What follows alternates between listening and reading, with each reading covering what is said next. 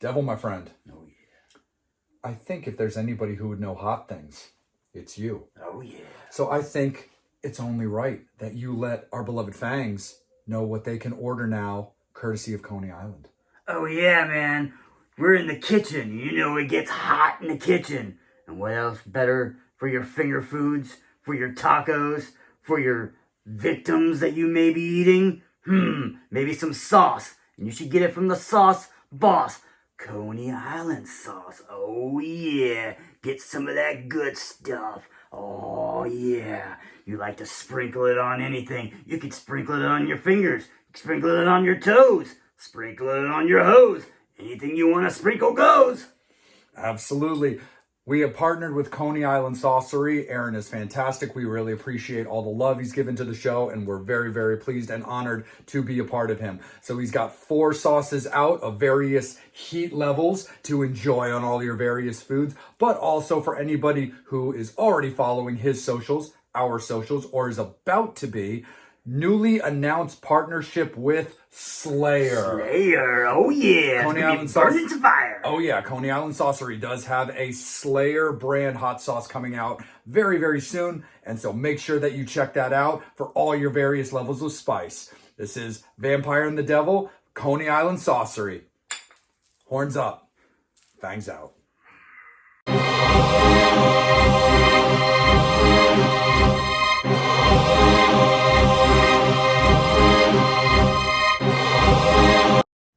All right there, Fangs and Infernos. It's going to be a very, very interesting showdown as chosen by the devil himself.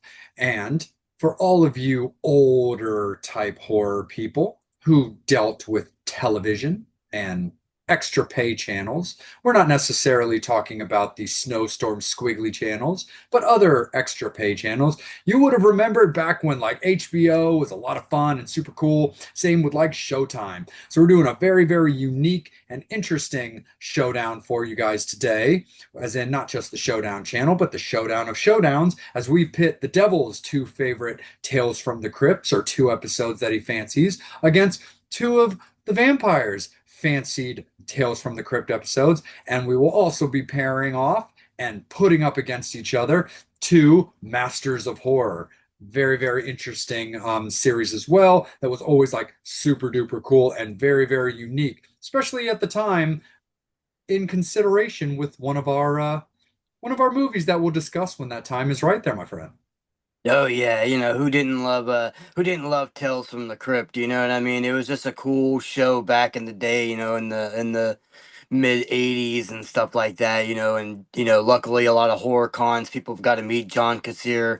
I think he still has one of the greatest things that he does, where because most people don't know because he's a voice actor, so whenever you take a photo with him, he's got his little standee that has the face of Tales the Crypt Keeper, so you're like, who are you just taking a photo with this guy, random dude? So it's like he was like, yeah, I mean, people were like probably like, who in the hell is that, who are you taking a photo with, like, and then you're like, oh, it's the guy that does the Crypt Keeper, and you're like, oh, okay, whatever. But so having that little visual of the Crypt Keeper was pretty cool. And he did he paid for the little extra where he'll do a little like he used to do like a little voicemail thing for you in the Crypt Keeper and stuff like that. But yeah, I mean, the Crypt Keeper was just like, he was just one of those cool kids. But when we were young, watching the HBO channel, because Tales from the Crypt and those HBO shows were gonna show little boobies. We're like, woohoo, and we kind of felt a little naughty watching the Tales from the Crypt, because the Crypt Keeper was not, he was that cool. He was definitely leaning towards, like I said,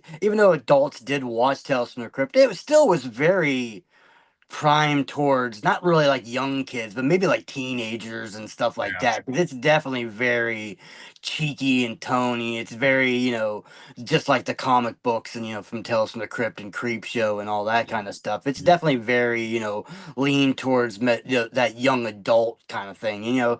Depending on what your age range was, maybe you were a little bit younger watching it, but if you had cool parents, then you were able to watch it. So yeah, I was always down with the Crypt Keeper when I was around, walking around going, Tales from the Crypt.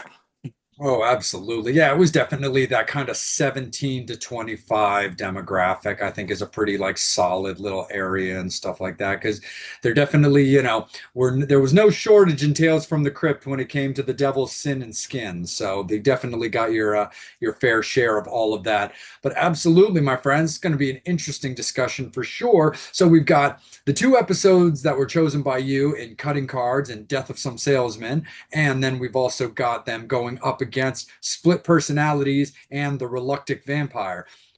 All of them are really, really cool episodes and a lot of like stuff to kind of go over. And start a little bit with The Reluctant Vampire, a little bit of my brethren there. And the thing that was also really, really cool about that is being that it is my favorite movie in all of cinema, not just the horror genre, but just in cinema in general. It's my favorite movie is A Clockwork Orange, and Malcolm McDowell does play the lead of the reluctant vampire in this movie. And I always just thought it was a real in this movie, in this episode, and I always just found it to be like really, really cool. It's also got George Wendt from Cheers. You've gotten to meet him for King of Ants, and also Michael Berryman, who we love from, of course, like The Hills Have Eyes, The Devil's Rejects, basically playing Van Helsing.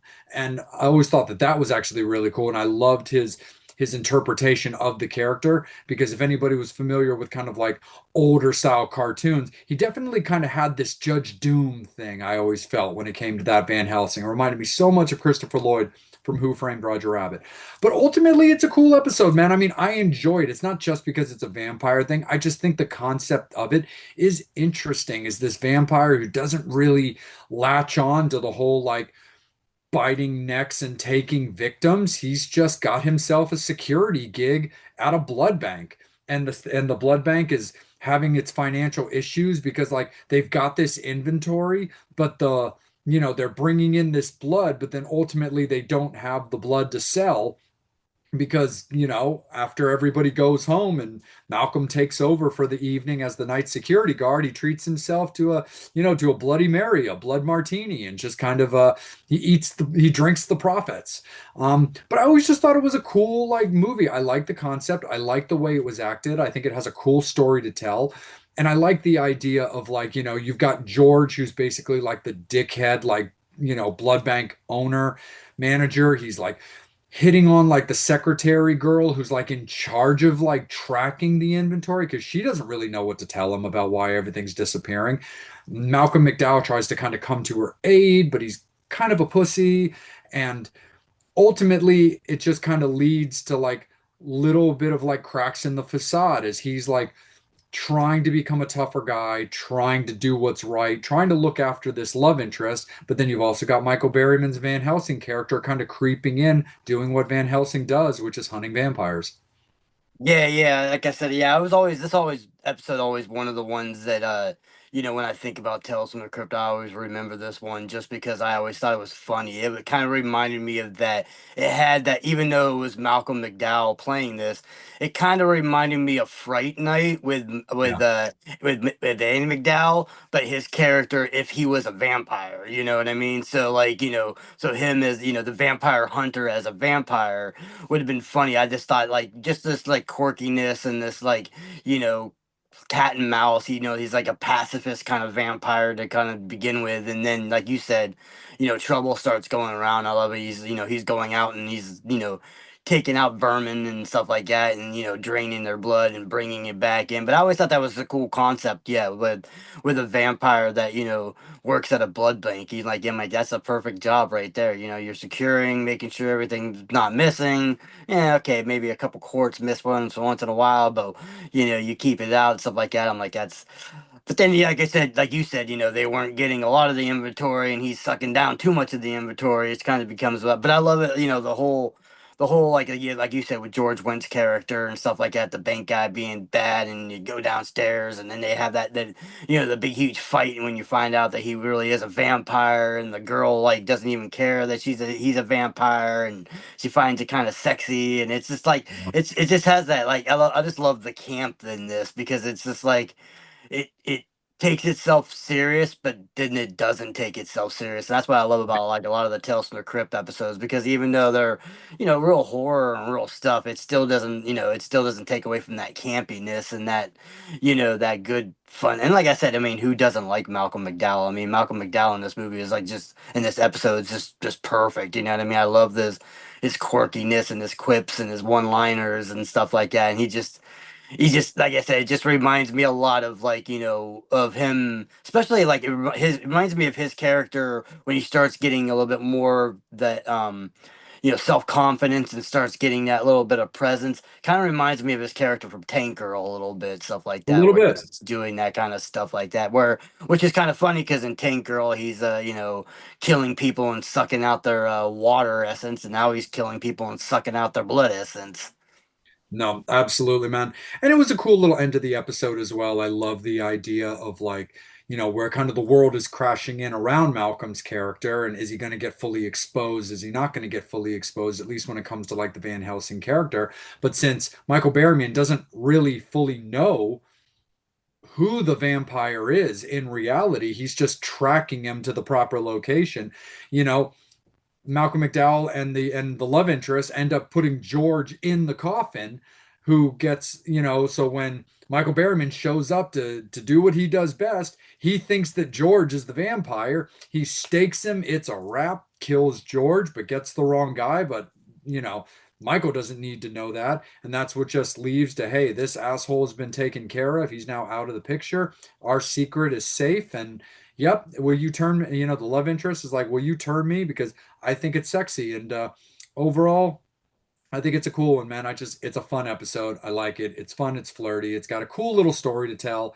And, it's definitely an enjoyable one. So that's always been an episode that I've highly recommended to anybody watching Tales from the Crypt, as well as this episode, which I've always loved the idea of this one and split personalities with this con artist who's really great at what he does, just wanting more, and then realizing that his ability to be like slick or a silver tongue, being able to get what he wants, it starts off where he basically comes to the aid of a guy in a casino who's about to gamble his life away, and he tells him exactly what card's going to come up, which is going to get him this big payout to take care of every problem in his life, take care of his son, and all that kind of stuff.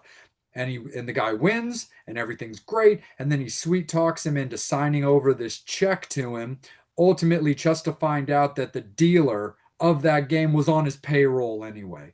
So the guy won because they let him won, signed over the money because that's just what con artists do. And then he takes care of the dealer and pays him out for making it happen and goes about his business. And then ultimately finds out though about these two twins who have all this money due to the death of their father, this giant inheritance, and they're shut-ins. They don't really do anything, but he is aware that they have all this money, and but it's a 50-50 will. So each girl really owns half of the inheritance. You can't just marry one to get it all. It doesn't work that way. So he devises this plan on how to make sure that he's the guy for both inheritances.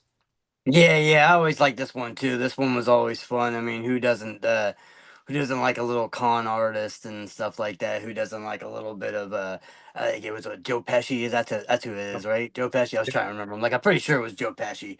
But yeah, I like, who doesn't love a little bit of, little Joe Pesci con artist kind of remind me of like his character in the movie where he's like the superintendent. They call the super, where he's like the a tenant, like he owns a building in New York and stuff like that. He's just like a really Oh, bad, sleazy kind of dude. So I think that's funny. I think in the beginning, yeah, he's all like, "Oh yeah, I just got to go with this one girl," blah blah blah blah blah. And then he goes and sees the other one, and he just like devises a plan where, and all of a sudden, he kind of keeps them divided so they don't know. But then eventually, they're trying to figure out.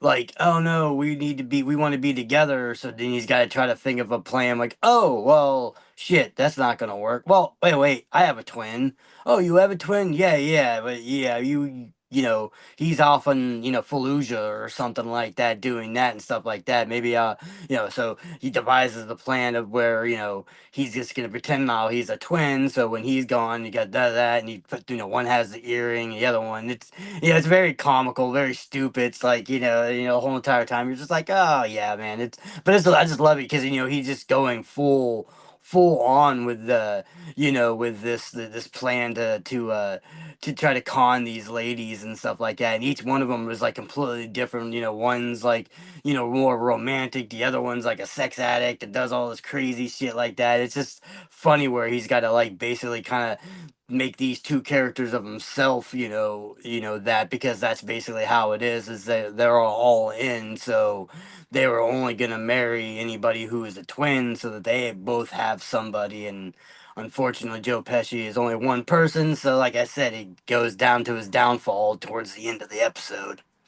Yep, absolutely. He gets, that poor man, he gets burned, pretty Mhm. bad as by no plan of his own, a little bit of the devil heat, puts a sunburn on him that includes, a patch from a robe that clues in the girls that he's the same, he's both people because they have now this matching mark thanks to the sunburn.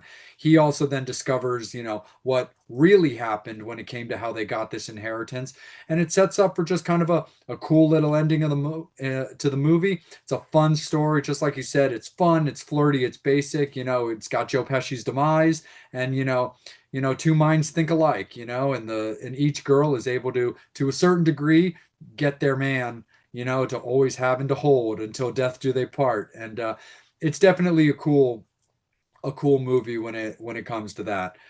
And now bringing it over to your movies, you had a cool set as well. And starting it off with cutting cards, where we're kind of going from like con artist to con artist, where, you've got that just classic design of dealing the cards that you're dealt, and maybe a little bit of sleight of hand can get you a little bit ahead or a loss of a limb. Yeah, yeah, this was like when I think of Tales from the Crypt is one of the ones I always thought of, like mainly because it's a very early on episode. I believe it was the first season or maybe in the second season, but I remember it Second. being second, yeah. I remember it being a very early episode. So I remember like seeing it. Plus it's like, I always liked that kind of like rogue gambling kind of thing like that. I'm a huge Quentin Tarantino fan, so when they, obviously like in Four Rooms, they're playing, for flicking and all that kind of stuff like that. The man that came to Reno and talking about that movie and stuff like that. So, so it was like cool. It's like, that's got this gamblers that, it's like just like to gamble and they have way too much money, or sometimes they gamble on other stuff.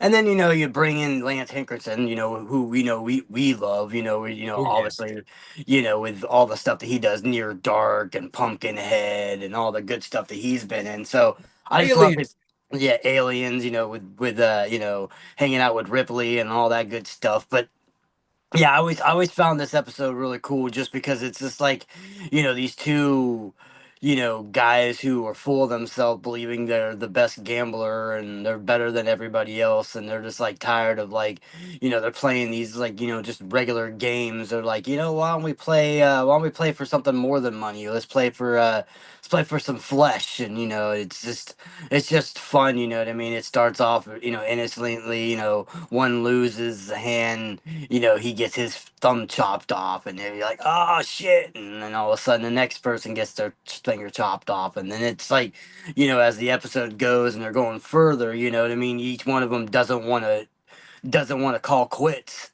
to the Yeah. point where there's, when you get to the end of the episode, they're pretty much almost have nothing left. They've got no arms, no legs. They pretty much like have like just barely anything left that they can cut off. But they're like, yo, oh, you chickening out? No, no, man, we're gonna keep playing. We're gonna keep playing, and I just always thought it was fun. I mean, I always thought the two guys together, because like I said, especially when it comes to a lot of these episodes, even though these episodes are really usually, like I said, the Tales from the Crypt stuff is 30 minutes. Some Yeah, episodes you have a little bit more of a character base where there's a lot more characters in, and you have a lot more actors. I like this one because it was pretty much strictly just the two.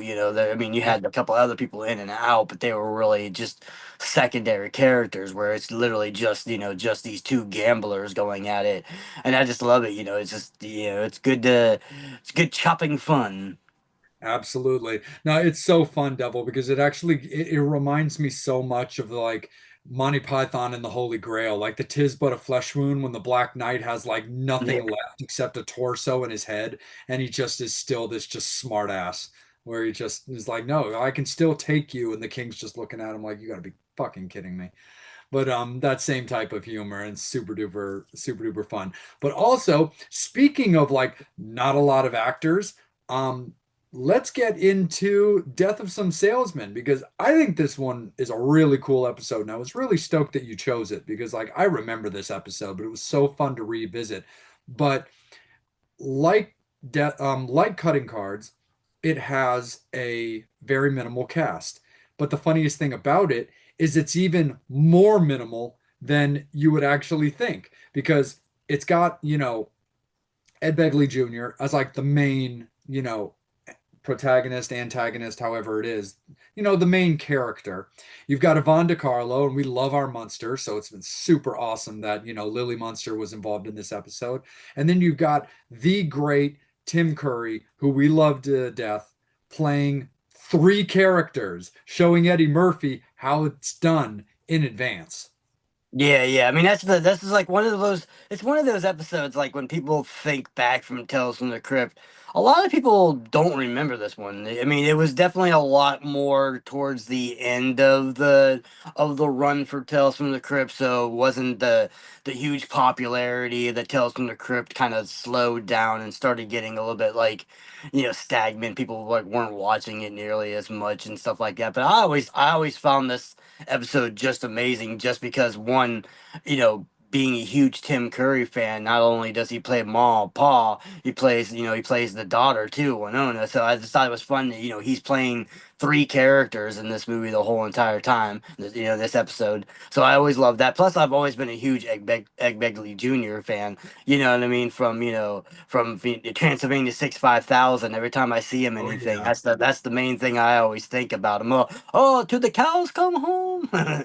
Yeah, so whenever I think about him, I always think, I think of that movie. So it's like, it's a simple, like I said, it's one of those ones where it's a simple premise. It's a salesman Yeah. that's just going out, just trying to weasel these people, and and that's what salesmen do. Most people who are door to door salesmen aren't really selling you products that are predominantly really good, or high quality, and or things you really need in your life. Now granted, yes, I'm not saying that all salesmen are doing that, but in general, like especially in a time period of like the big door to door salesman in the 50s and the 60s and the 70s, a lot of that stuff was just junk that you were just peddling these people. And that's kind of like what it is. He's like, oh, I got this, I got the plot of Atlanta, this and this. And that's when they were like, well, yeah, yeah, yeah, we've got a stereo system. You see everything in their house is like new and has new stuff and stuff like that. So they've always been swindled by these salesmen so much that it got to a point where they're gonna kill some salesmen to come in, and they're like, yeah,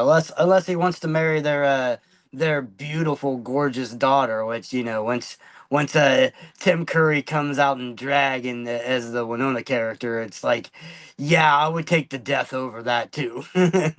No, absolutely. Because it's also got this old school shotgun wedding premise to it, and just the idea of like, hey, if you want to make this sale, you want to get this money, you want to do what you got to do, then to save your own life, you got to marry it, you got to take the plunge, and that's the thing too, because it's like, three of these overall episodes all just kind of have that con man design to it as well.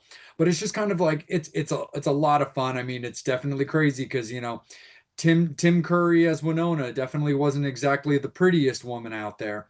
There's probably had a little bit more sex appeal as Frankenfurter than he did as Winona for sure.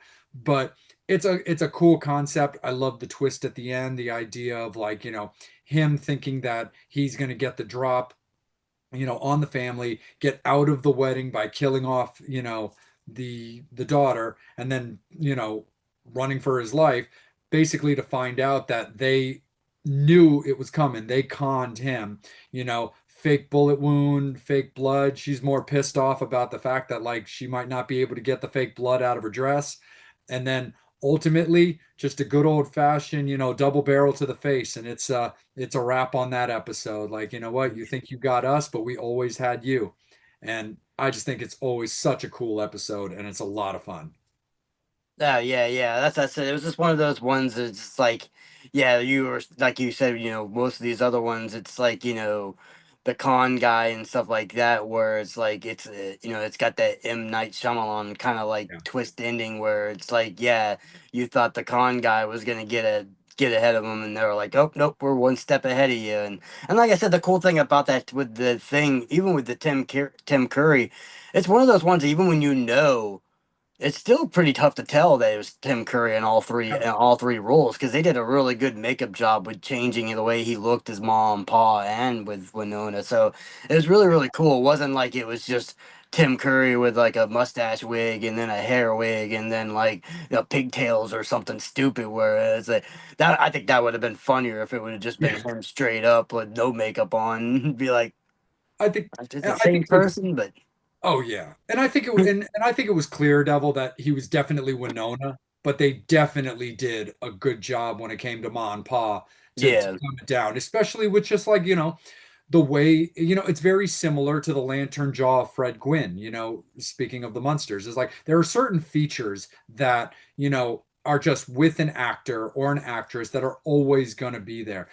And I think the makeup did a really, really good job because it was obviously super clear when it came to Winona, but not as clear when it came to Ma and Pa. But the fact of the matter is, anybody who's familiar with Tim, he's got that big grin, that toothy smile. He's got a very unique, tooth to gum ratio just when it comes to the way the lower half of his face and his mouth are just, how he was born. Like, so that's always something that is very, very unique to him, going back to Pennywise and all that stuff. Even just the concierge in Home Alone 2, Tim always has that look. But overall, yeah, man, it's such a cool episode, and I was super stoked that you picked this one. Now, when it comes to the obituaries, I was kind of looking at it as a very simple way, being that these episodes, they are short. It's kind of right to the point and just based on the build. I thought I would just kind of give you my collective score per pairing. So when it came to my picks, when it comes to split personalities and the reluctant vampire, I like the way they're both designed. I like the buildup of the characters. I like the design of the stories, and I do like the way that they're overall executed, as well with the cast that was chosen for them. A real like heavy hitter style of cast, which all four episodes definitely had that.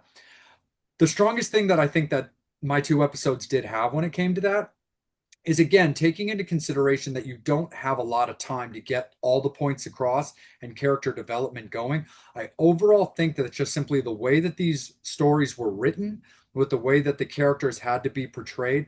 I thought they were a little bit stronger overall with just how the story started, got to the plan, got to the twist, and got to the ending more on just a good consistent arc. I just thought it was overall a little stronger in those two movies with how it was.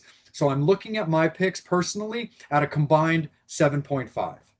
When it comes to your picks, again, incredibly strong. I love, like I said, Death of Some Salesmen. And I think that one was very, very strong in the pairing for the exact same ideas and execution. With Cutting Cards, I thought it was a little trickier for the execution of really telling a story and the inability to get super into some characters. But again, the lack of the characters in the movie in the episode because of the simplicity of the story. I thought it was very strong in the story, but again, you didn't have the ability to develop the characters quite as much. There wasn't as much unique story, there wasn't as much of an arc because I did think it was very right to the point. It was very clear that this is a gambling type. The design, the execution. Hey, money's not good enough. Let's play for something you definitely can't get back. So I thought it was a little tougher to get super invested in the design and the trajectory of the episode. Again, I think it's very strong, but because of that, I do like the overall pairing as a 7 myself. So I do look at it at a 7.5 for mine and a 7 for yours. But again, would love to hear your opinions on it. That's just how I broke them down. Yeah, I mean, definitely like I said, when it comes to the storyline, that's I said, it really depends on how we want to treat these episodes. Because, Right. like I said, you can treat them by, especially because they're 30 second, 30-minute episodes, really quick to the point. You have to get your story, fluent and coherent.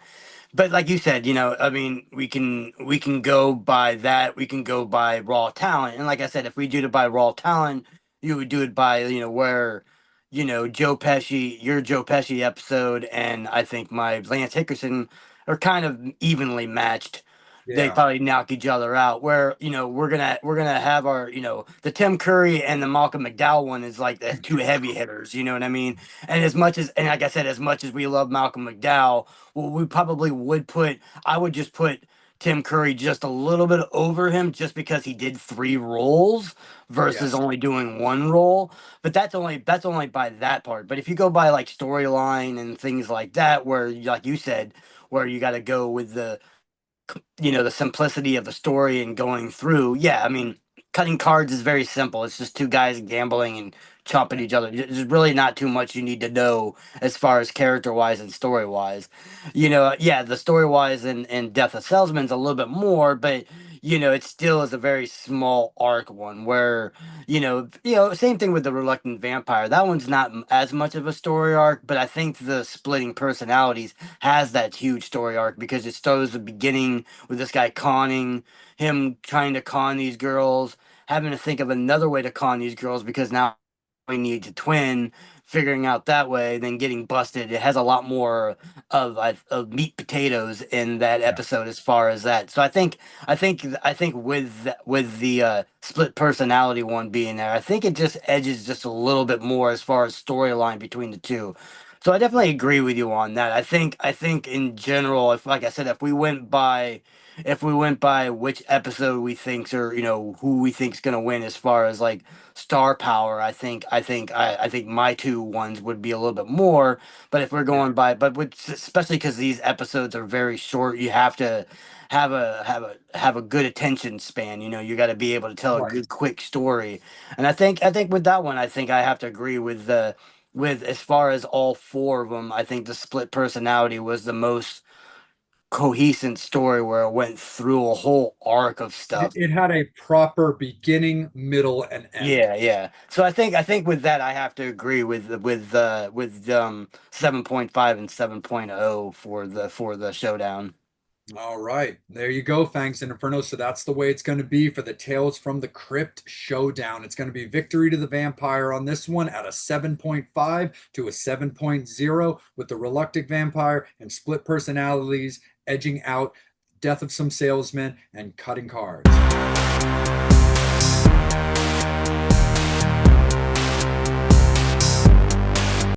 Hey, it's the devil here, and we're gonna continue movies with the devil in it. And this time we're gonna talk about Little Nicky. Ooh, Adam Sandler. Have you seen Little Nicky? If you haven't, why the hell not? It's such a good movie. I love Little Nicky. Get in the flask. Oh yeah, gotta love the Ozzy. Gotta love the Fonz. Gotta love the deep, deep South. Gotta love that Popeye's chicken. Oh yeah, gotta love it all. Little Nicky with the devil in it. Oh, Daddy Devil's gonna die.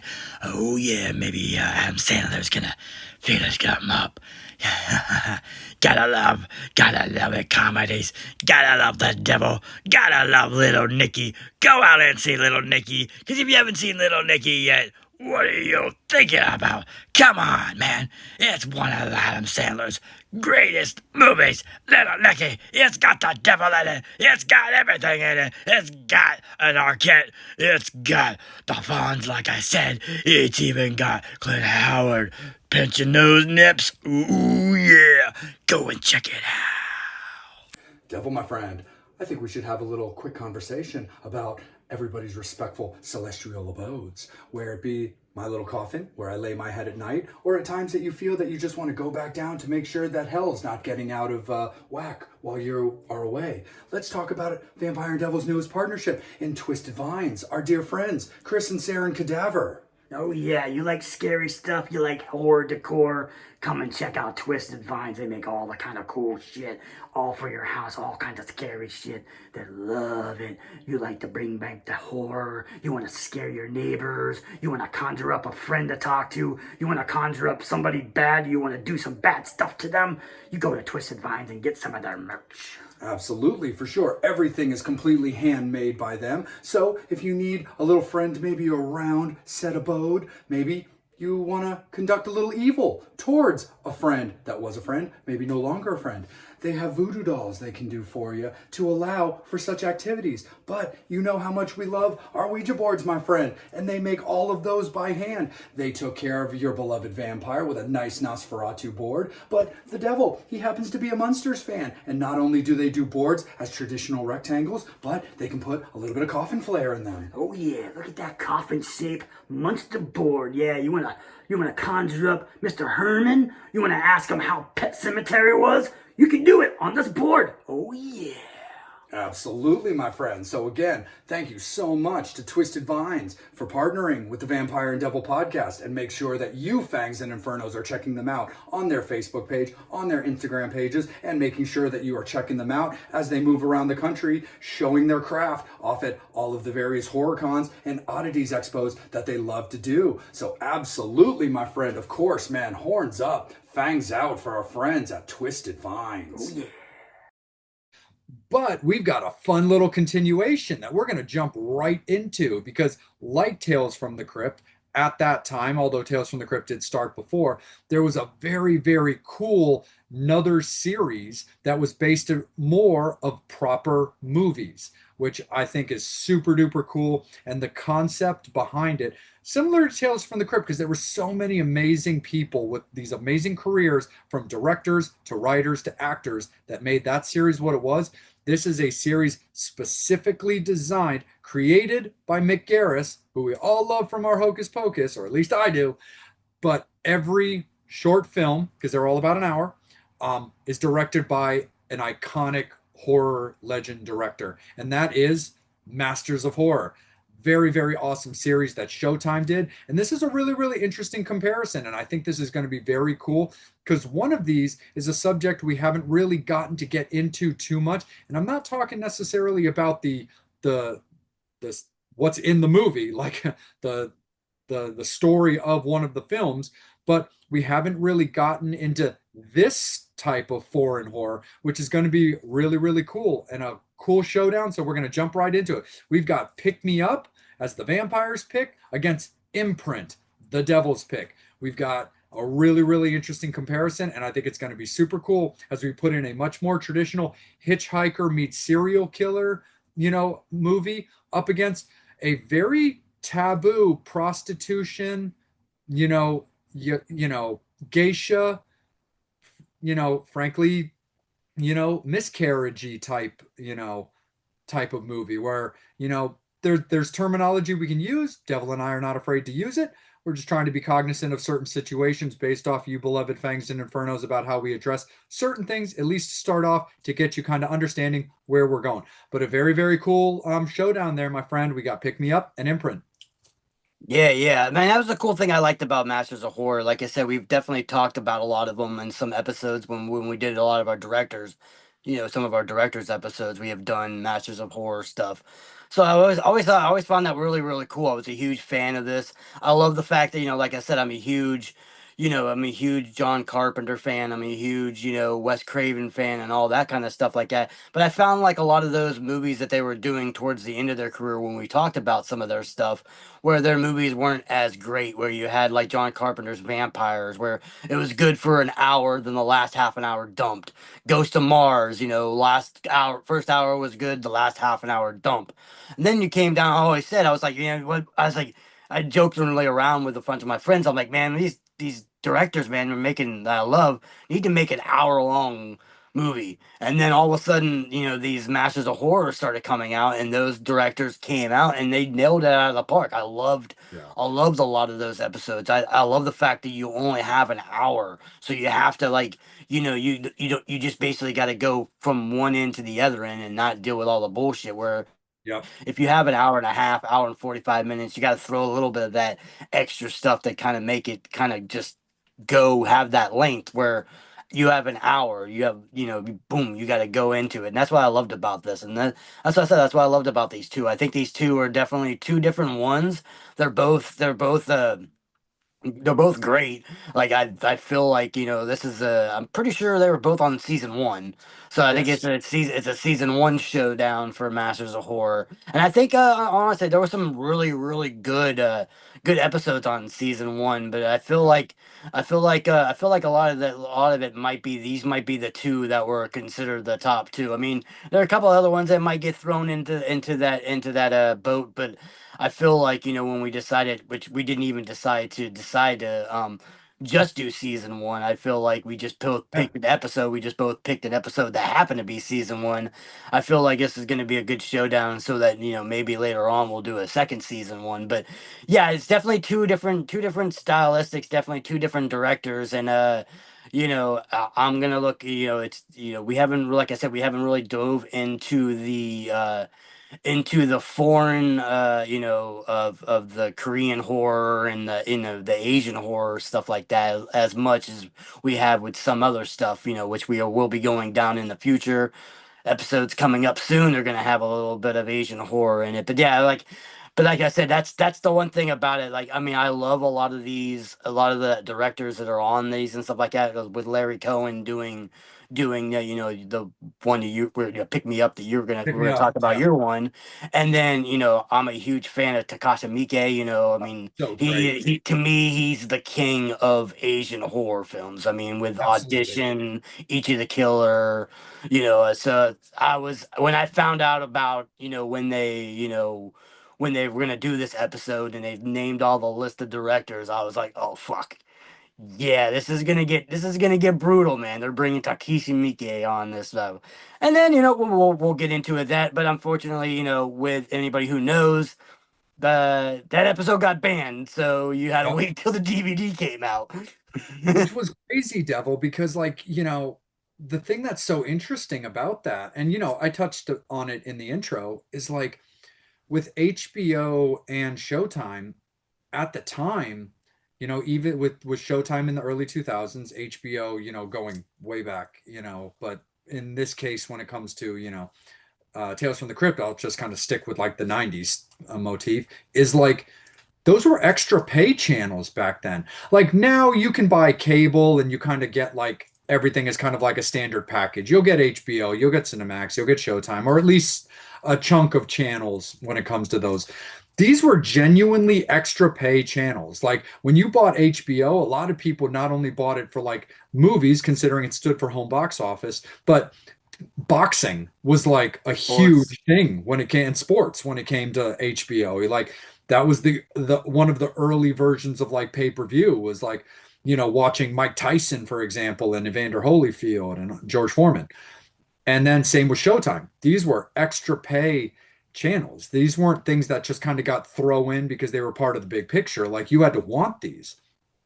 So I found that really interesting when the Takashi Miike episode was banned because again, just like I said, it tackles really heavy material. It honestly is a trigger warning because it does deal with situations of like rape. It does deal with fetuses. It deals with like prostitution and getting beaten up and being abused. That's tough on every generation all kinds of people. And then you had a more standard horror movie, a concept that's not as, that's not as unique, but just well executed, but still a very standard design in Pick Me Up of, you know, hitchhiking, serial killers. But I also really loved the twist at the end, which I thought was really, really cool. Of all of the movies in the first season, I do think that, Pick Me Up probably has overall the best just twist at the very, very end of it. Because as great as Imprint is, and we're going to talk about all that great stuff right now, but you see it throughout the movie as they keep showing it and talking about it, and you're learning the story of why the person was back in Japan. It it tells you and shows you throughout the movie these heavy situations. So when it gets to the end of the movie, it definitely has a good twist because it definitely leaves you wondering. But as far as just a straight up twist, I thought Pick Me Up was probably the overall strongest ending of all of the first season because you're focused on two separate sets of serial killers, but with a twist at the end, which I thought was really cool. Plus, I'm a big fan of The Craft, and I love Fairuza Balk. She's always been one of my very, very favorite actresses. You and I are big fans of Return to Oz, so that's always just so fucking great. Anything that Fairuza Balk is involved in. So I love the fact that we got to break down a movie that she was involved in.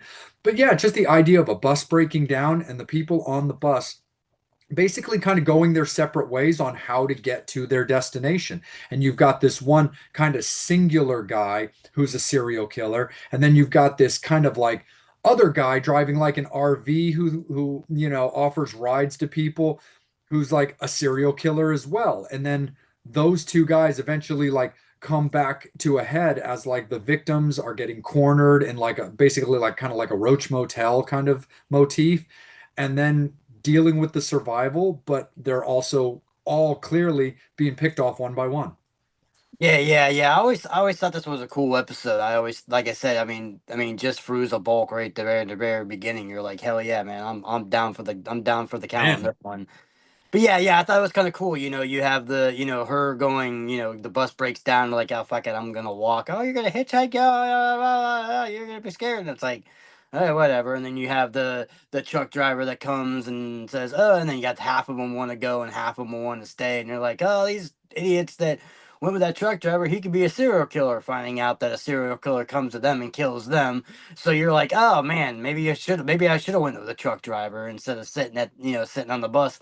Then you find out, oh, maybe the truck driver. Then you find out the truck driver's a serial killer. And you're like, well, shit, that was a bad gamble. Maybe you were better off, walking like Fruza Bulk did for 12 miles or whatever it was to get to that inn or whatever like that. Then you just you find out with her and stuff like that. With these two killers just trying to getting to her. And I love the little cat and mouse thing because like the hitchhiking killer kills these punk guys and stuff like that. And when the truck driver's driving by, he sees something in on the side, and he realizes it's a dead body, and he takes the guy's lighter and stuff like that. And then later on, like when they're all together in the hotel together, he's like, you want to smoke? No, I'm gonna smoke. And he flicks that lighter basically to just to be like, oh yeah, yeah, I found this. And he's like, yeah, yeah, you know where this lighter was from, right? Kind of like that. Yeah, I know who you are. Yeah, kind of thing. And yeah, I love that. I thought that was really cool. I thought that the fighting between those two, going at it, trying to kill this, final girl, or whatever you want to kind of call Fairuza Balk in this yeah. episode. But I like that. I like the fact, like that, and like I said, them going at it all of a sudden, toward the end, they're crawling, and like you said, I love the very end, and they're getting picked up by an ambulance and stuff like that, and you find out that the ambulance drivers are also not really ambulance drivers. Everybody in this world is like a serial killer. The only issue I had with this, which I kind of wish they would have went with it, I would have loved them to have Fruza Bulk be a serial killer.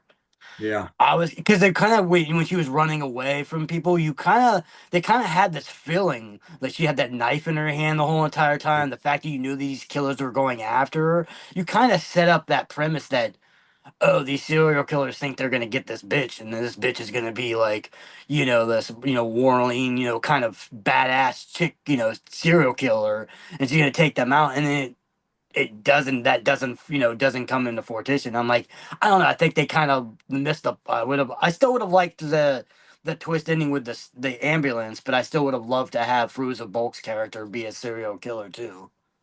Yeah, no, I think that would have been cool. Instead of her kind of coming off as just another final victim. I loved the idea though of the ambulance drivers, taking out these people where you're like, oh shit, well, they were just trying to be survivors, but but Feruza's at least safe, and you don't even realize at first because she's off screen.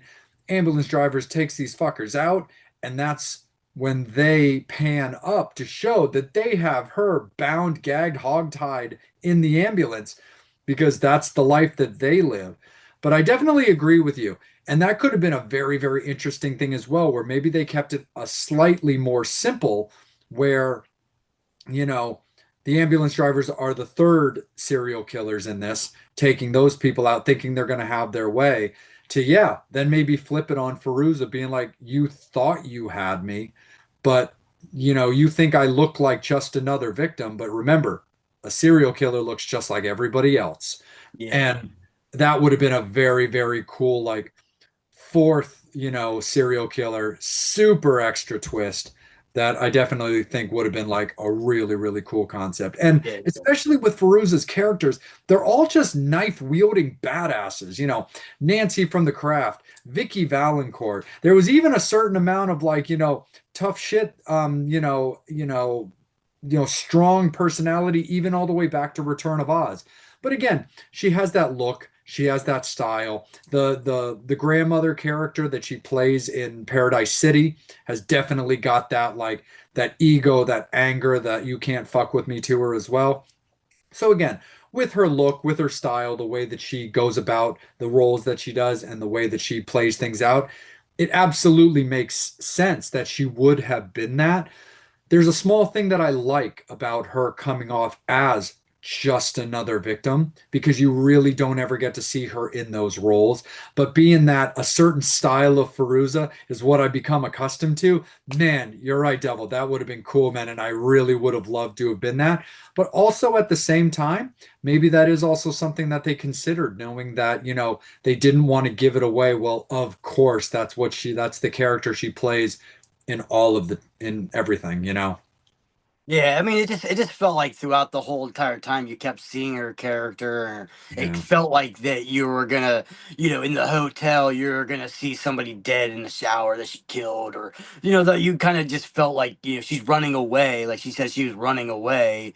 Maybe she's just getting away from her last victim, or getting far away from the police so that they don't know. So they always had that feeling like there was something about her character that you knew, like I said, she's walking around, she's got that knife and stuff like that. Her character just and Fruza and herself. So it's like, yeah, I always kind of felt like the whole time, even like I said, even just rewatching it again, I had it in my mind where I was like, okay, here comes the twist where they find out she's a serial killer, and I'm like, oh yeah, that's right, they never do that. Even in my mind, rewatching it again, I was expecting that to happen. I'm like, oh yeah, that's right, that didn't happen. I'm like, man, Credits.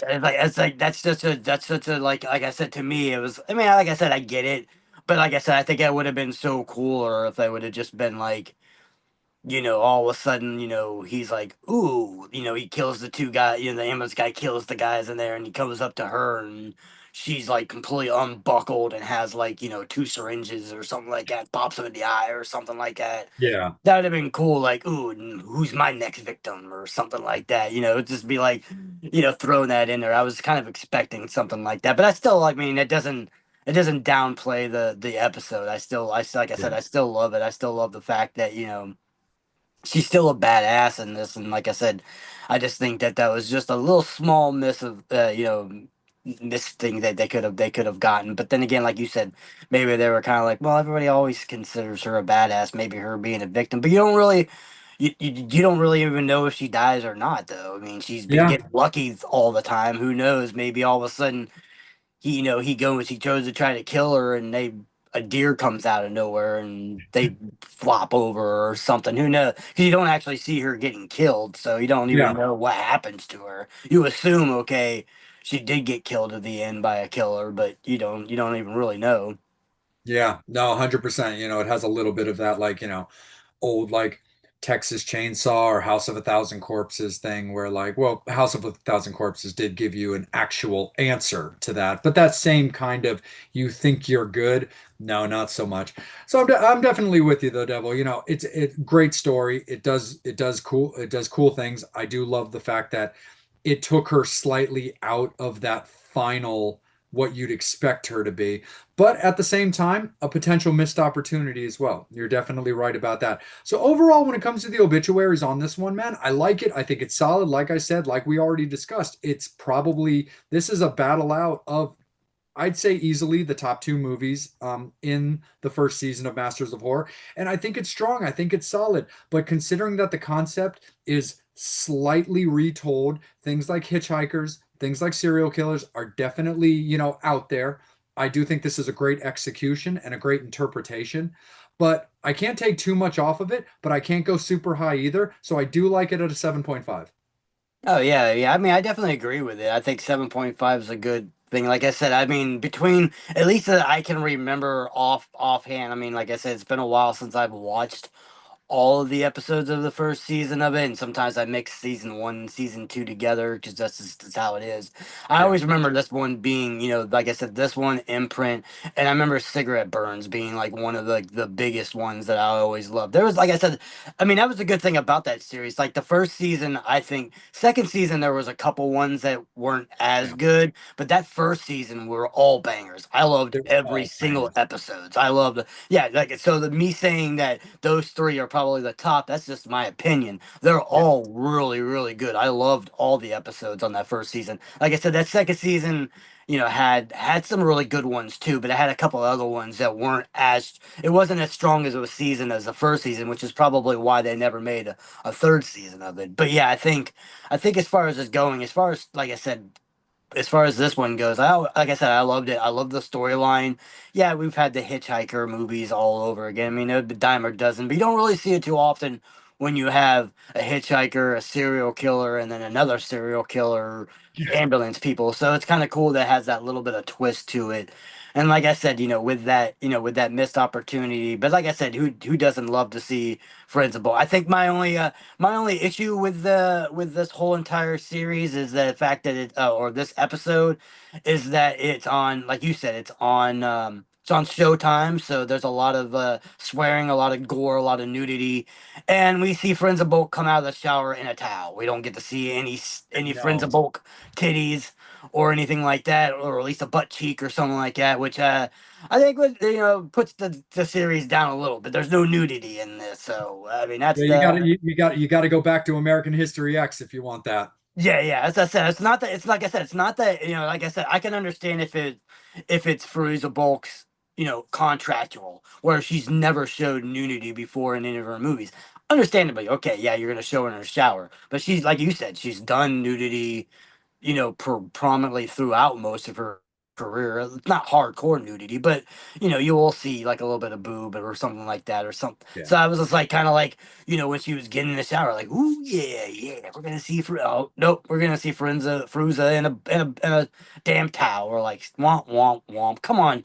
This is why people pay extra money for Showtime, man. They want to Yeah. see it's like Cinemax. We don't call it Cinemax, we call it Skinemax. That's the reason Exactly. why we bought HBO. That's the reason why you bought HBO, because HBO had the what do you call it, the taxi cab confessions, where it was Oh yeah, basically the like Taxi people Cab just having sex and Confessions. talking about sex, and it's like nudity throughout it. That's the reason why we got HBO, because That that HBO real that showed the real nudity. sex that real sex show.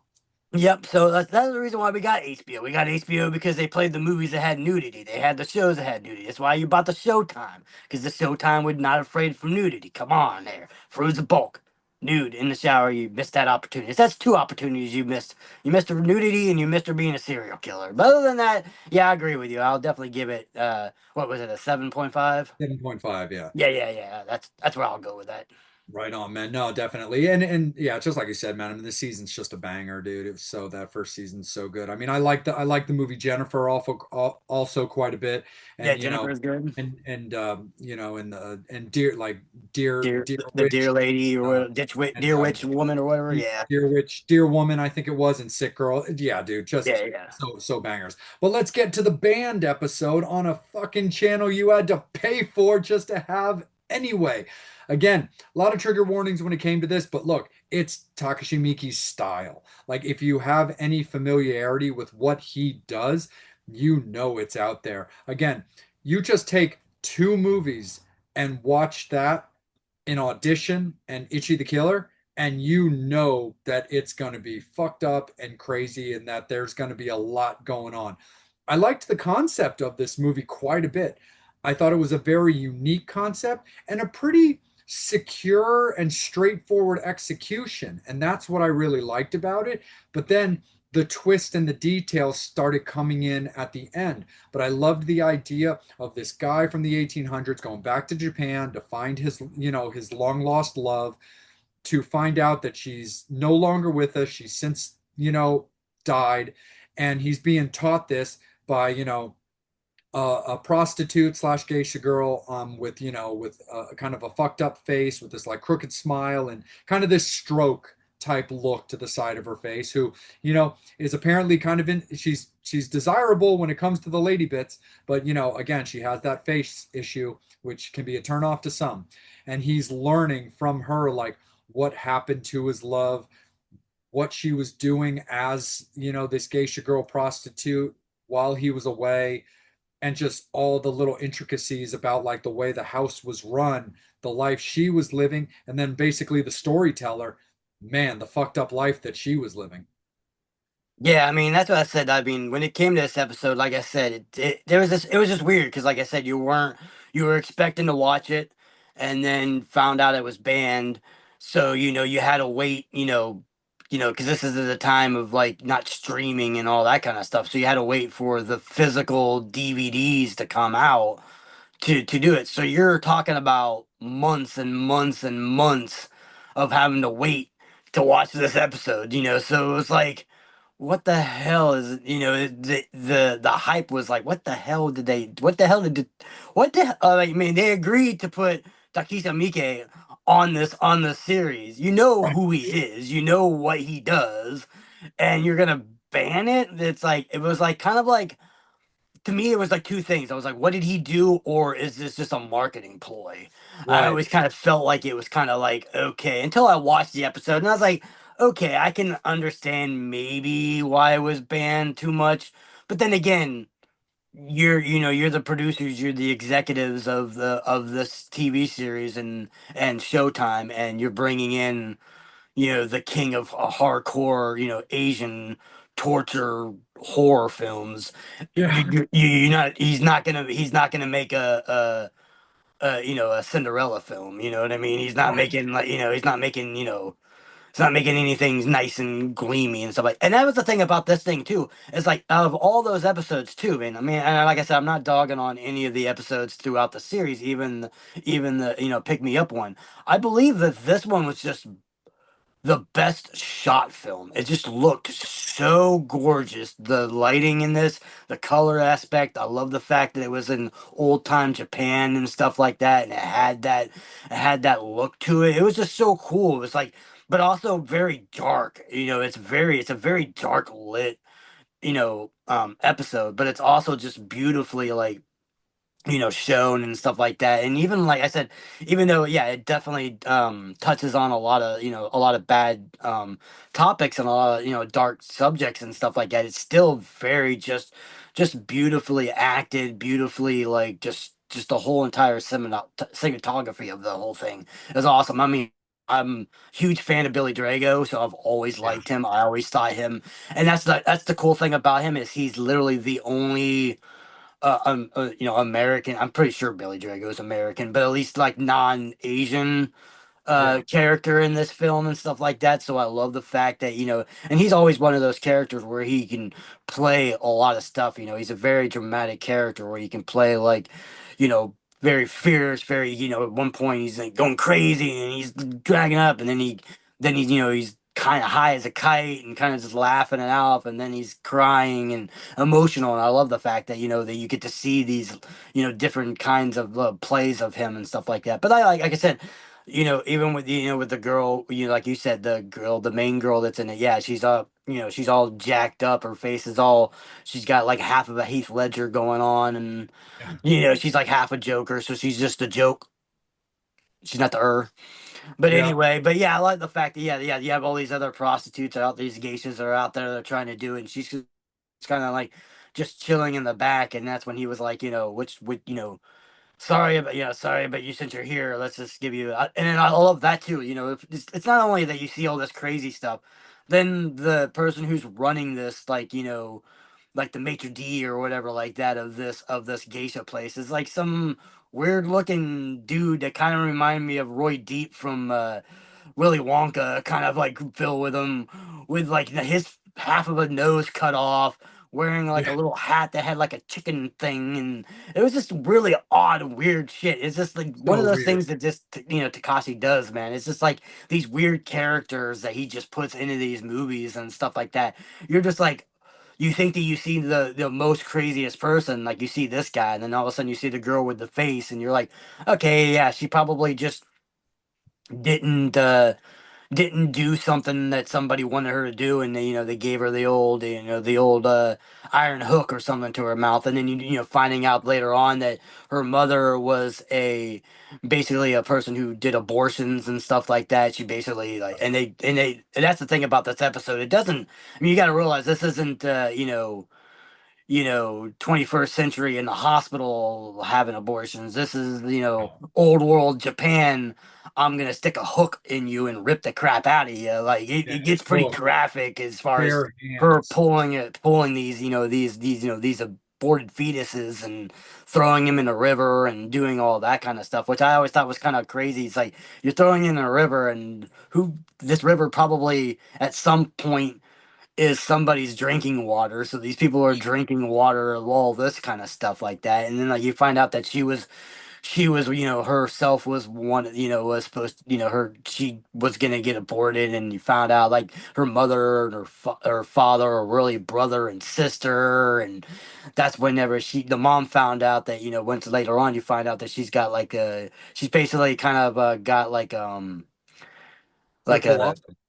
yeah, like yeah, kind of like A basket Belial, case. Belial basket case. That's why I was like, very, very basket casey ish, where she's got like a a Siamese twin or something like that, but it's only like really like a hand that comes out of her head that has a mouth in its hand, and kind of cool, kind of cool.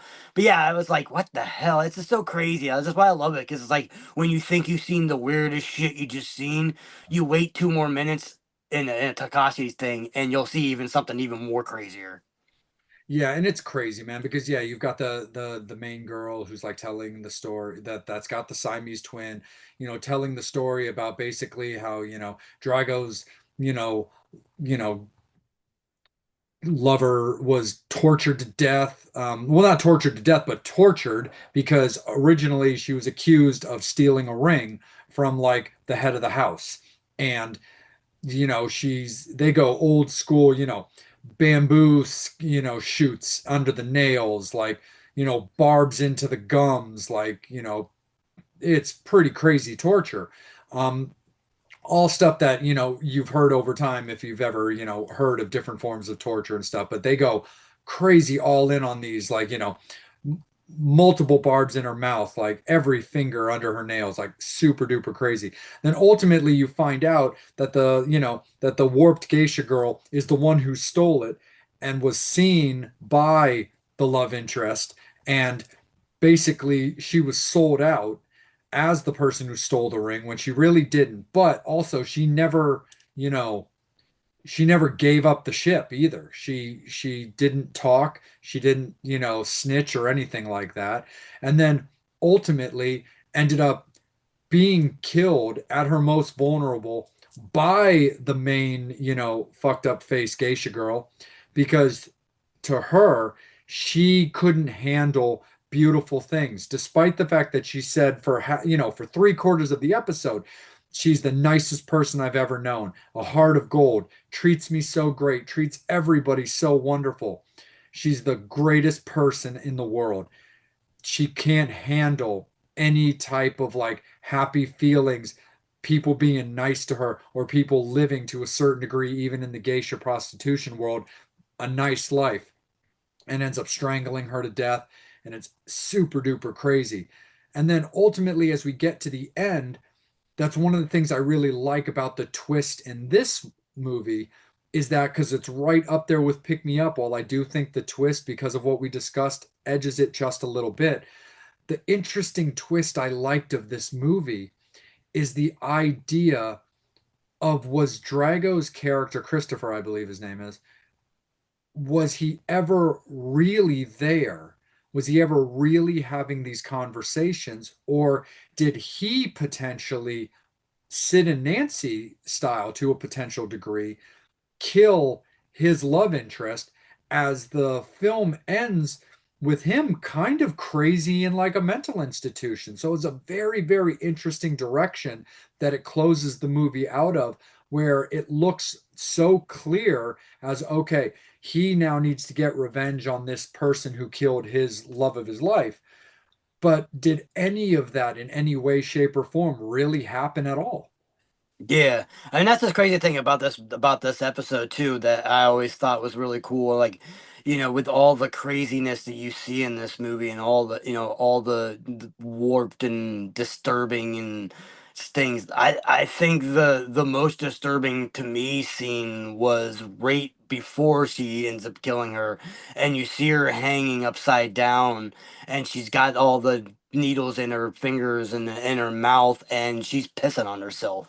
I think Yeah, that was like the most, just because it's just like from so much, from hurting so much that she just basically relieved herself, and she's like literally like peeing on herself the whole entire time. It's going down her and it's going into her eyes and her yeah, gums and her mouth. And I'm like, ooh, man, I'm like just thinking of that too. I'm like, ooh, but yeah, it's just so crazy. I love that episode. But yeah, I love the how it ended, where it was like, kind of like a ghost story. You don't know yeah. exactly whether or not it was true or not, whether or not he did something, whether or not these people were really people, or what was all going on. I love it. I love how it just, yeah, it kind of gave you that, where, most of these episodes were kind of like just straightforward. This is how it ends.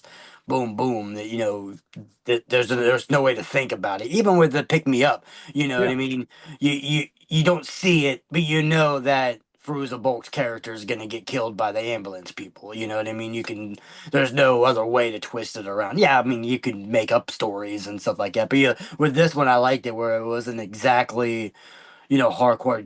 One person might think this, or one person might think this is how it ended, or it might not have been, could have been just a fever dream with this guy doing all these drugs and things like that. And who knows? That's why I always liked this episode, because it wasn't like a straightforward one.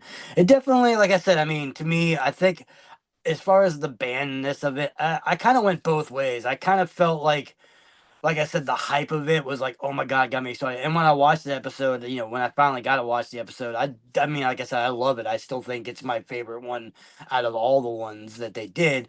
But like to me, it was kind of like. Then again, I'm like, well, like I said, I've always kind of had that theory. Like, was it banned just because they were trying to hype it more, make people go out and buy the series when it came out, or was it so bad? And like I said, to me, I mean, yeah, granted, there was a lot. Yeah, it's pretty graphic. I mean, it gets.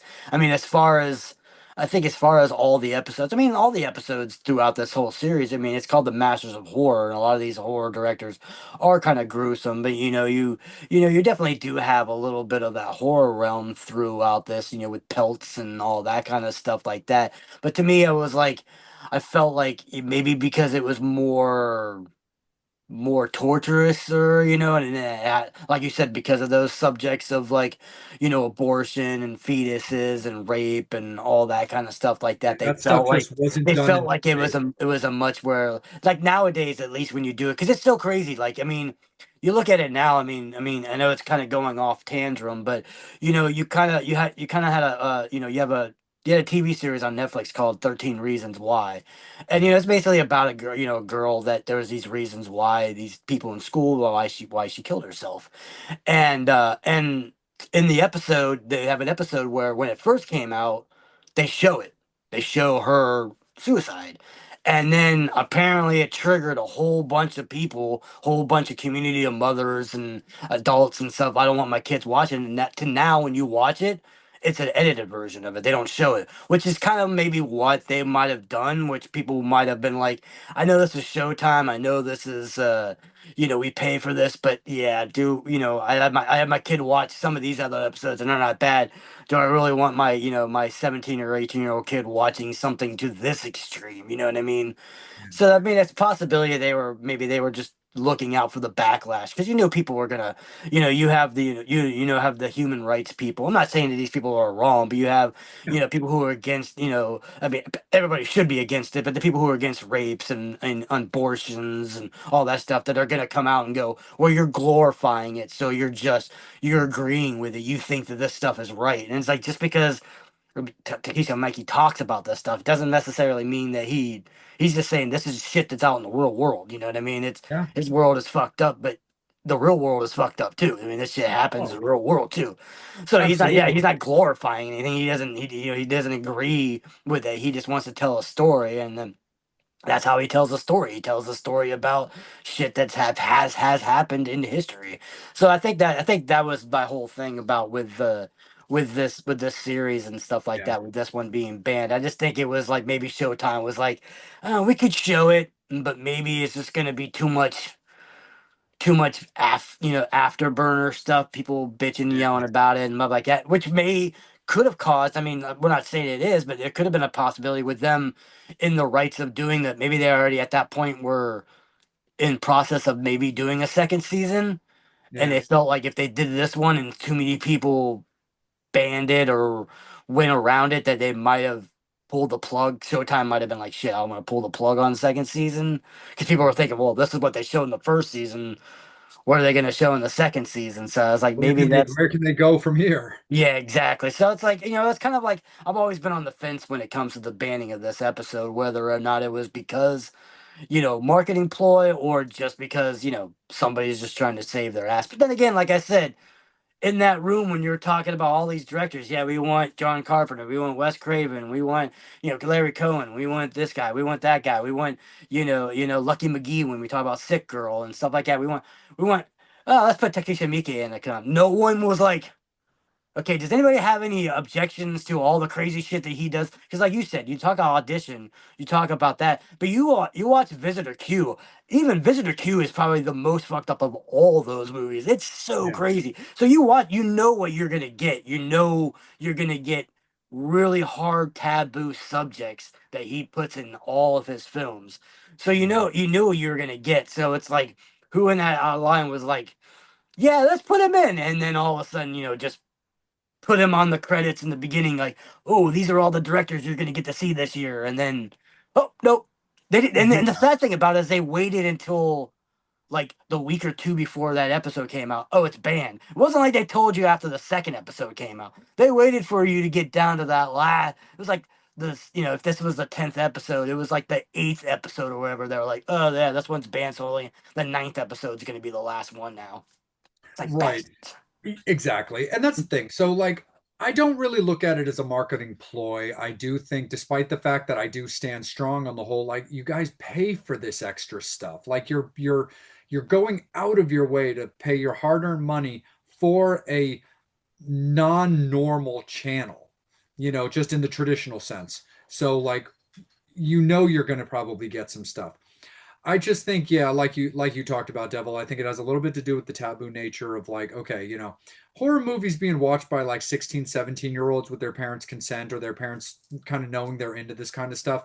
Traditionally is kind of like, you know what, it's cool. I get it. I do think it had to do with just the overall nature of, like, fetuses and abortions when, like, it's being watched by like kids that are like sophomores and juniors in high school, who are becoming also sexually active and stuff like that. So I do think it has a little bit of that.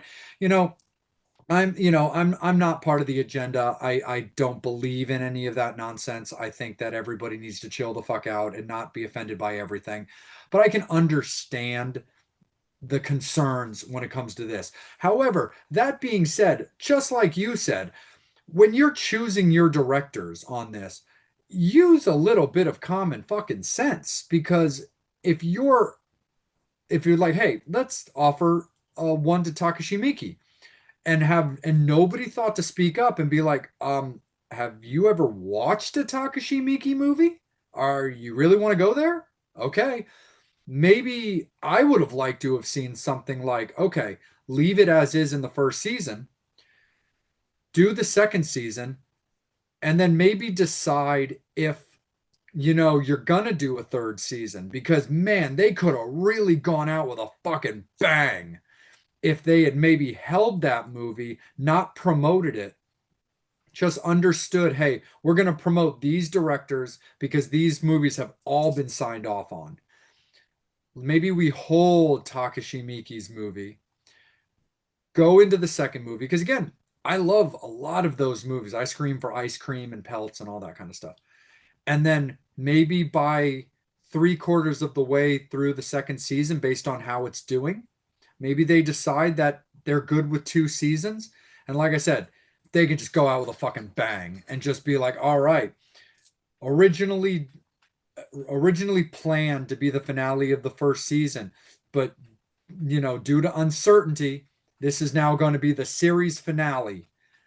Takashi Miike banned off the first season, closing out the series, and still do like the disclaimer before the episode even airs. Be like, hey, this is going to be some heavy shit.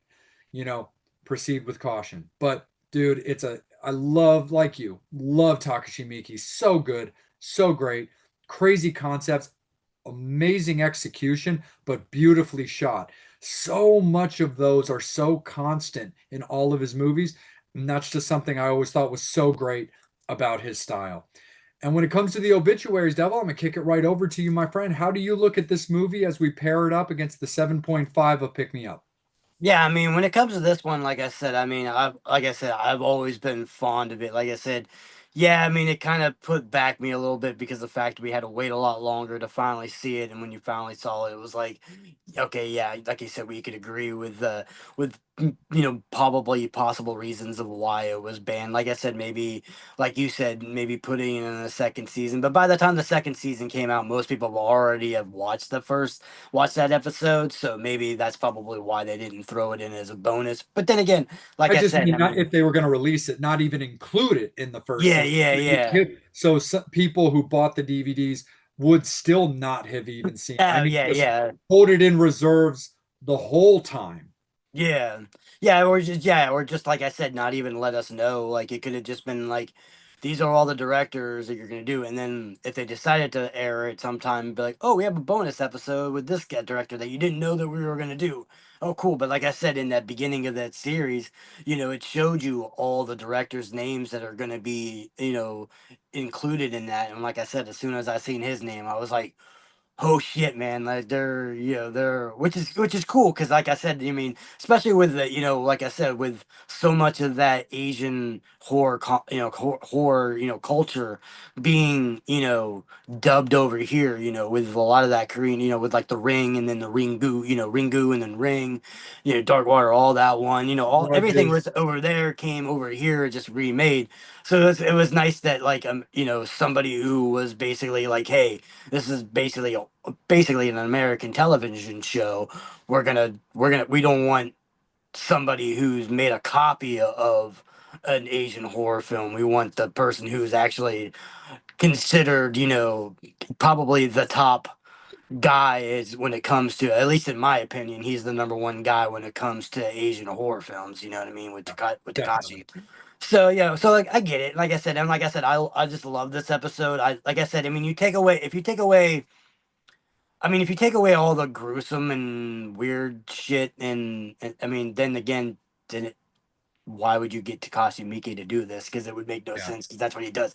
But I love how he just got characters that you want to be with. You're engaged with these people, even these bad characters. I mean, they've been watching Audition the whole entire time, or watching, you watch Itchy the Killer, man. I mean, you want to root for this guy, even though he's a freaking piece of shit. Some Yeah. of these people are like, yeah. So you're engaged in this whole entire thing. So I love how he does that. I love, like I said, this the photography of it is just beautiful, landscape and stuff like that. Like I think it was, like I said, out of all the films, I think it was the most beautifully shot film out of the Yeah. series. Like I said, taking away all the weird and gruesome stuff like that. I think just the way that it was shot was just beautifully shot, and I love the fact that, it kind of brought it back into the old time and stuff like that in the 19th century and things like that. To me, like I said, I always found this as one, and like I said, I love the fact that it was banned, and it makes it even more of a hype though, because people were like, oh shit, when you finally saw it. Oh, did you get to see that banned episode yet? Oh no, I didn't. Did the DVD come out? Oh yeah, you invite your friends over to finally watch it and stuff like that. So and then your friends, some of your friends that aren't into those kind of films were like, why the fuck did you make me watch this crazy shit? Like, I this was just Mrs. scarred the Bambi the shit other out day. of me. And I'm like, well, yeah, well, I mean, like, holy shit. Because I had friends of mine that weren't really that big into the Asian, horror films. So when they watched Masters of Horror, they're like, oh, so mad that I heard that this one got banned, but I never got to watch it. I'm like, oh, do you want to watch it? And they're like, sure. And they're like, why the hell did you make me watch this? This is disgusting and disturbing. I'm like, that's why we love it. And like Yep. I said, I'm gonna give it extra props because, like I said, I think when it comes, oh, like I said, all these guys are masters of horror. That's the reason why that's called Masters of Horror. But when it comes to, like, just, you have a lot of these that are dime a dozen. But Takashi Miike was such a it's just an oddball in these cast of all these other guys Yeah. because of him being more of a foreign guy, him doing that Asian culture.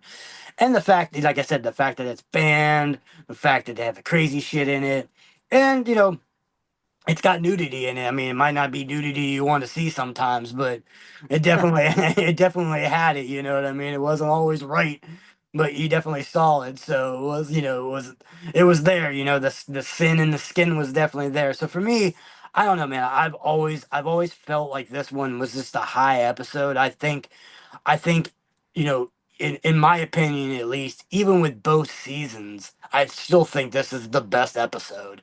Just because it was just, I mean, like I said, maybe that extra banning might have bumped me up a little, hyped me up a little bit more if it would have. I think, but I still think that if it would have aired on its normal time and everything would have been good, I still would have probably considered that one of my favorite episodes, just because of like how much I love that Asian culture horror, and like Yeah. the fact that show like this is allowing somebody to show you that side.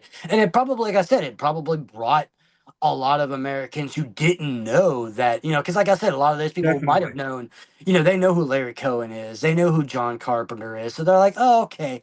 Where, like, someone maybe like Lucky McGee, they didn't know as much, but we did May and stuff like that. So he was a newer director. So people were like, oh, cool, let me check out this. I like that episode. Let me check out Sick Girl. Oh yeah, let me check out that guy who directed that. Oh, cool, he did this movie, this movie. Where this is one where, like, holy shit, if this is fucked up and this is only an hour version of a TV series, man, I have to really check out some of these other films that he's done. So it might have just brought out people to check out that extra, which is what you kind of want to do in the horror genre. Is you want to praise people that you love. You want Yeah. everybody to talk about the Toby Hoopers and John Carpenters and George Romero's, but you want those ones that are those low grade kind of guys that true horror fans know, but maybe those, your average horror fans don't know as much. So I love the fact that, you're gonna praise that kind of stuff. So for me, I gotta go with 8.0 on that.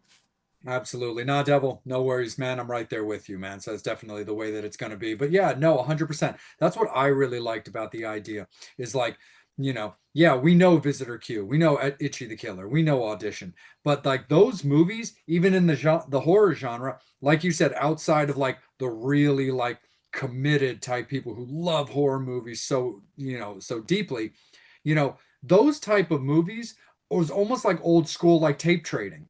Like you found out about Itchy the Killer or Audition, because your, crazy, gory, horror obsessed friend said, "Hey, man, you should check out this movie," or "Hey, you come over and hang," and that's the movie that you guys are watching that night because that's what your crazy, gory, horror obsessed friend chose to put on, and you're kind of like, "Holy fuck, I can't believe this is actually a thing. Wow." So that's the thing I really love about it. I loved the exposure that Takashi got by being featured in this completely American series with these very awesome masters of horror directors. But again, the majority of them are traditional directors that you're definitely familiar with, Carpenter, McKee, you know, all of those guys, Hooper, you know these people and what they do.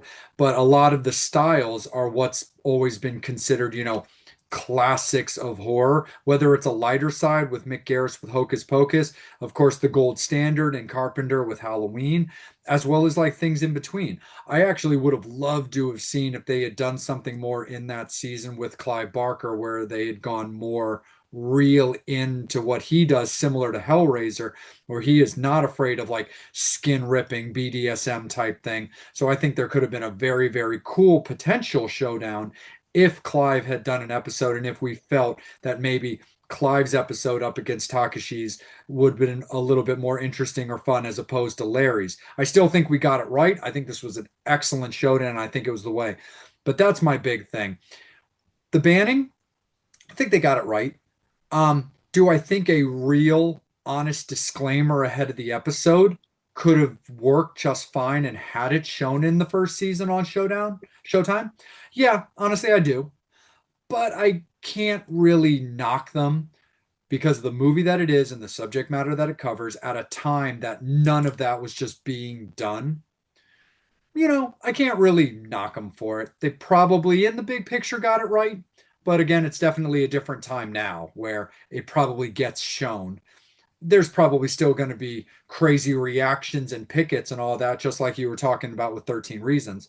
But it still probably gets shown nowadays because with, the different communities, people transitioning from one life to living a different life and all that kind of stuff, there's definitely stuff that's a little bit more common knowledge mixed with common conversations, where back then just wasn't a thing. But Devil, I definitely think you got it right. I'm right there with you at an 8.0. So that's the way it's going to be. We are splitting this showdown as the Devil takes this showdown of Masters of Horror as Imprint at an 8.0 takes out Pick Me Up at a 7.5, splitting Tales from the Crypt for the Vampire, Masters of Horror for the Devil, and that's the way it's going to be there, Fangs and Infernos. We appreciate you guys, as always. Please check out those series. Please check out those episodes. Such a great time.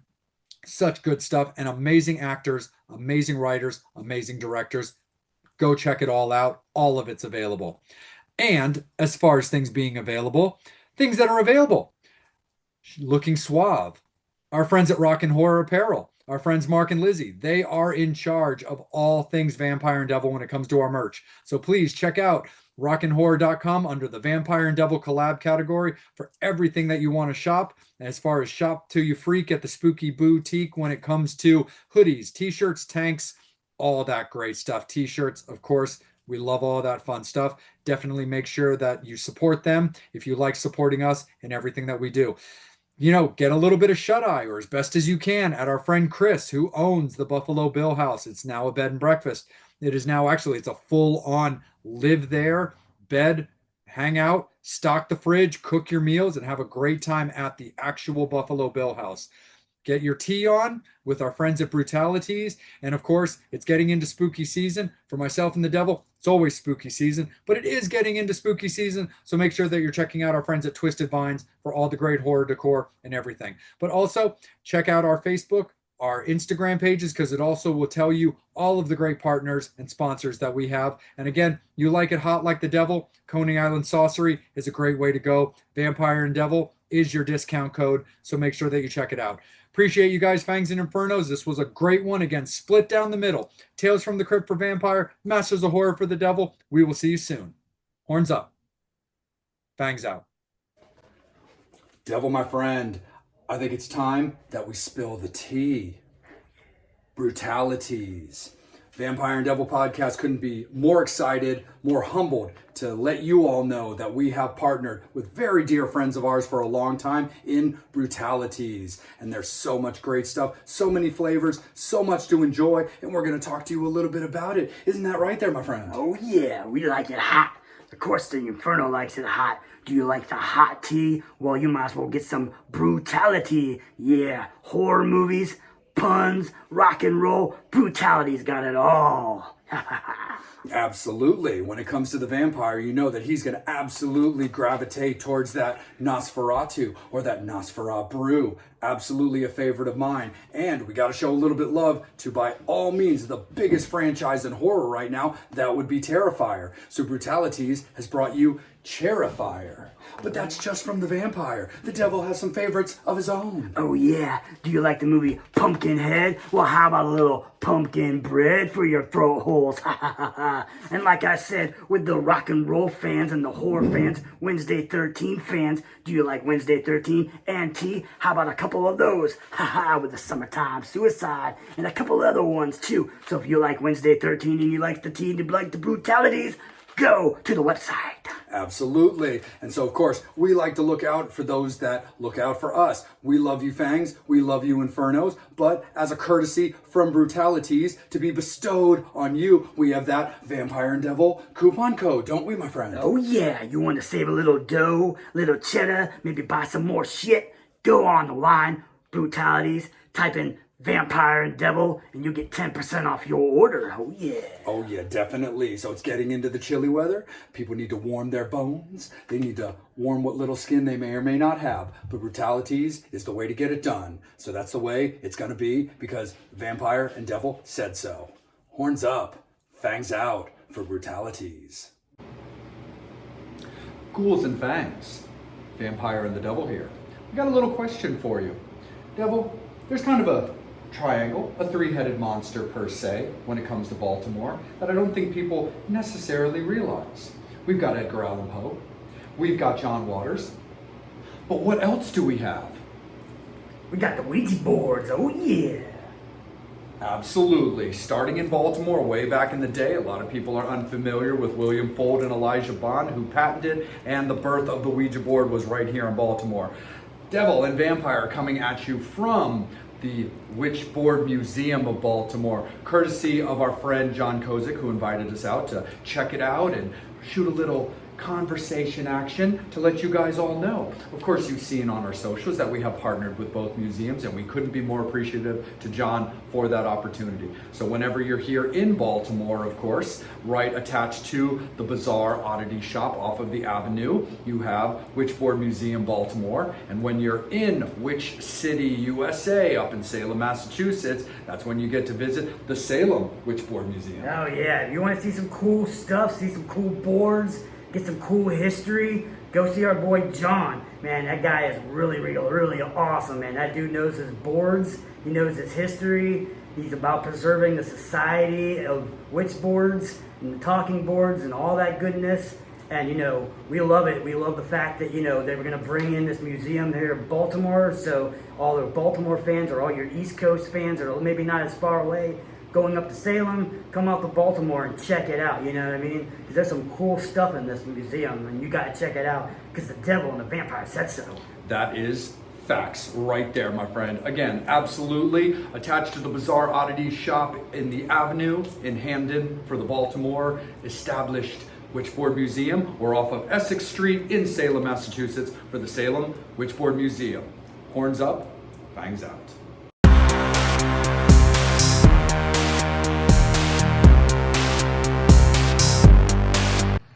All right there, Fangs. It's time to get a little bit silly. Let's talk about 2014's Vampire. Let's have a slice. It's a really interesting concept. It's incredibly kooky. It's very bizarre, and it just kind of is what it is. It's a B-rate movie, kind of tampers a little bit on the level of, like, you know, C-rate horror as well. But look, it's basically about this vampirist who actually has a death allergy to blood. but through her pie shop, she's actually able to make a pie known as a vampire that allows her to take in just enough blood that she's able to like sustain for the feeding and everything that she kind of needs, but without causing like damage to herself and making herself just like deathly sick.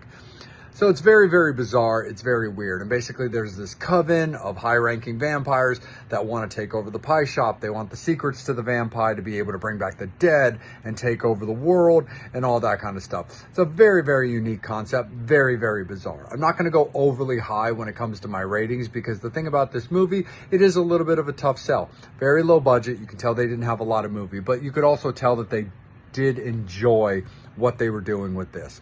So I'm only going to give it a 5 when it comes to this because the fact of the matter is it also does have a little bit of difficulties for, I think, the common populace of fans to kind of keep their attention when it comes to this movie. Even with me, it was a little hard at time to kind of keep my attention. Obviously, like you guys know, I take my vampire movies very seriously. I'm big into the lore and the history, and if you're doing things proper with telling a story that you want to tell based on vampire characters. So, look, I enjoyed it just fine. It's fun, it's kooky, it's absolutely the silliest vampire movie probably ever made, probably will ever be made. But look, it's fun, it's enjoyable. Check it out sometime. But be prepared that it's got a little bit of this, am I still into this? Some people might be able to finish it, others probably might not be able to, but it just kind of is what it is. So again, a 5 is what I'm going to give it when it comes to the silliest vampire movie ever made, Vampire. Have a slice.